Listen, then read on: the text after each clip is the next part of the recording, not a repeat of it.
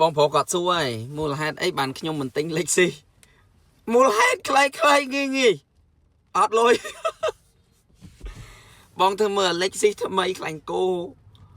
ដូច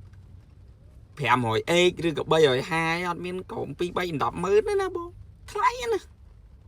ថ្លៃLexi ថ្លៃអ្នកណាមិនចង់ជី Lexi សម័យនេះបងប្អូនមិនសម័យនេះតាំងពីអើយមក Lexi គឺ Lexi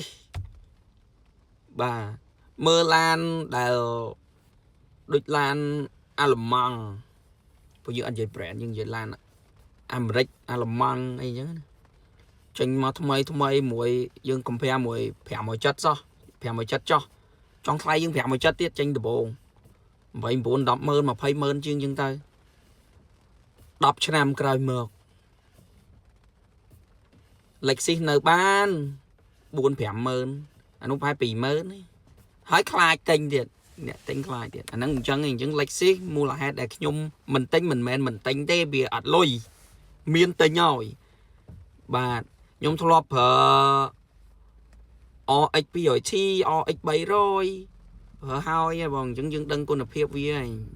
កាលណារាល់ថ្ងៃហ្នឹងយើងកាន់លុយវាអត់មានខ្ពស់អញ្ចឹងហើយបានសមត្ថភាពទិញត្រឹមឡានចិនជីលេងហើយក៏ជាប់ចិត្តមួយវាទៅក៏